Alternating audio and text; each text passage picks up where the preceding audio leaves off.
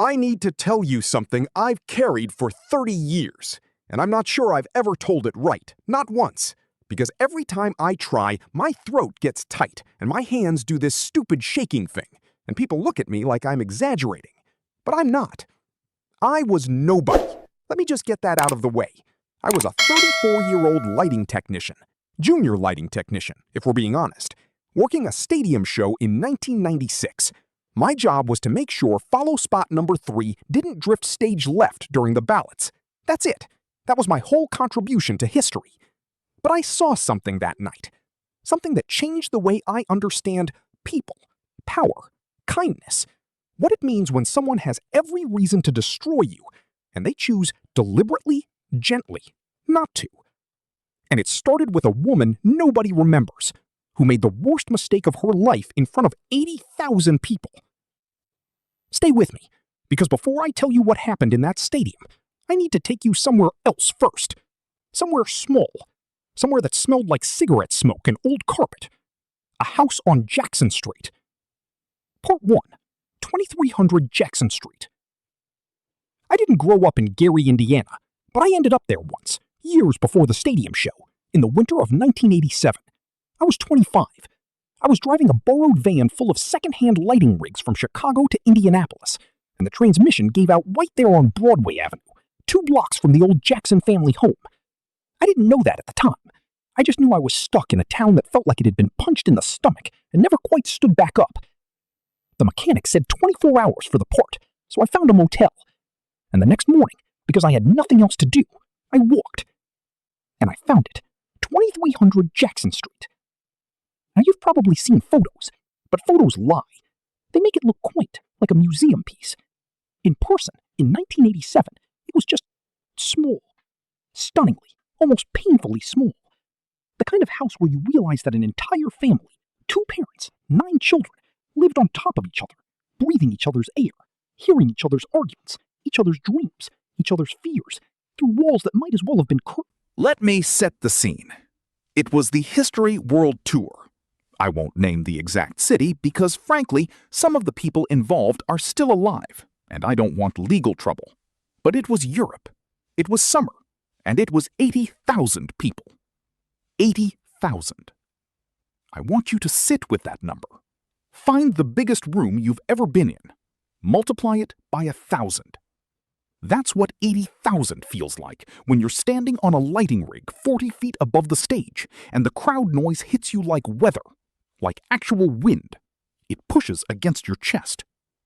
I'd been on the crew for 3 weeks at that point, and I want to be honest with you. I was not a Michael Jackson fan when I took the job. I was a lighting guy. I needed the work. I'd done Bon Jovi, I'd done Springsteen, I'd done corporate events where CEOs gave speeches to sales teams. A gig was a gig. But 3 weeks into a Michael Jackson tour, something had shifted in me. Because every night, every single night, I watched this man do something from 40 feet up that I could not explain. He was small. That's the first thing you notice from above. From the lighting rig, Michael Jackson looked almost fragile, thin, delicate. The costumes added bulk, but in rehearsal, in his t-shirt and black pants, he looked like someone you'd worry about in a strong breeze. And then the show would start, and he would become something else entirely. Something that commanded space the way a thunderstorm commands a prairie. He didn't just fill the stage, he pressurized it.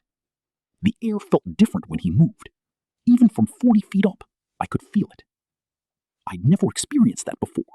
Not with Springsteen, not with anyone. But this particular night, this night was different. There was a segment of the show, some of you will know it, where Michael interacted with the crowd. I finished the tour. I went back to my life. I did more shows, more corporate events. I aimed follow spot number 3 at 100 more performers over the next decade. But I was different. And here's why I'm telling you this story. That woman on the stage, she made a choice that night. She chose cruelty because cruelty is easy. Cruelty is the cheapest ticket to feeling powerful. You see someone who's been torn apart by tabloids, someone the whole world has decided is fair game, and you take your shot because it costs you nothing and it makes you feel like you're in on the joke. Michael Jackson had every tool to destroy her. Every tool. He had a microphone. He had 80,000 people who would have cheered if he'd fired back. He had 30 years of performance experience, a wit that people forget he possessed, and the kind of stage presence that could have made that woman feel 1 inch tall. He had power. Real, immediate, overwhelming power. And he chose gentleness. Not weakness. That's the thing people confuse. What he did was not weak. Weakness would have been ignoring her. Weakness would have been letting security drag her off and pretending it didn't happen. Weakness would have been the safe thing. What he did was the most dangerous thing a performer can do. He became real in front of 80,000 people. He let them see the flinch. He let them see the 2 seconds of hurt. And then he transformed that hurt into something that made every person in that stadium reconsider what strength actually looks like. That's not weakness. That's authority. That's the same authority that filled a living room on Jackson Street when a 9-year-old boy, barefoot on worn carpet, opened his mouth without permission and rearranged the room. I think about the neighbor in Gary a lot. She told me genius doesn't wait for permission.